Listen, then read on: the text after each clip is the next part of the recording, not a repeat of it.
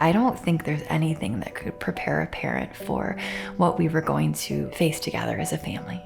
At the age of about 3.5, Annabelle had her very first seizure. She was initially given the diagnosis of a specific type of pediatric epilepsy. She would likely grow out of it. And then just a few months later, we started to see some subtle symptoms that were becoming not so subtle anymore. Annabelle was starting to fall when she was walking. She had developed a tremor. This is a little girl who was once able to recite her favorite storybook by memory, and suddenly she just stared blankly at the pages. Something was very wrong. It was one of those moments that just completely changes your life forever. Annabelle has a type of Batten disease called CLN2. Children lose the ability to walk. They lose the ability to talk. They can no longer feed themselves and they need feeding tubes. And it is a disease marked by very difficult to control seizures. And it is a terminal disease. There are no documented survivors into adulthood. There was so much shock and pain and fear. This is a genetic disease. So we knew there was a 25% chance that our younger daughter could also be affected too.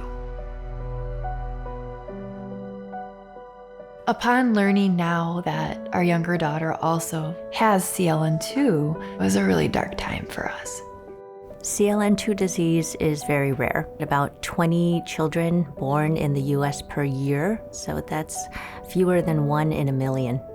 With early genetic testing, we're able to arrive at the diagnosis quickly so that we can start intervening.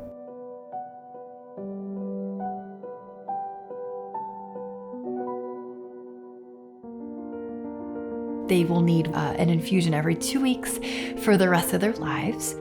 Currently, there is no cure. What we're doing with these treatments is trying to slow the progression of the symptoms and preserve the quality of life for these children.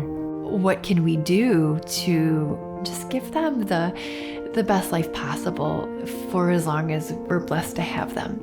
Although this doesn't cure the disease, Annabelle at 5.5, she is still able to walk. She is still able to do somersaults. This treatment has given a brightness back to Annabelle's eyes that was fading fast.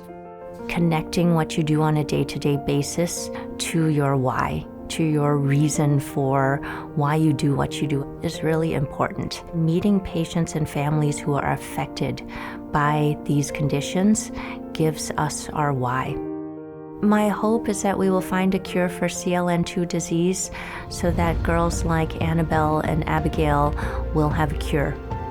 Research is happening every single day. We do hope that this is only the beginning as far as treatments and cures for not only our daughters, but all children affected. Lurie Children's is incredible. It is truly world-class medicine, and to be able to receive this treatment so close to home and not have the added stress of, further commute means so much to us. When you see patients and families who inspire us in this way, it reminds us that we can't rest and we can't stop, and there's always hope. We have to be a part of working towards that hope.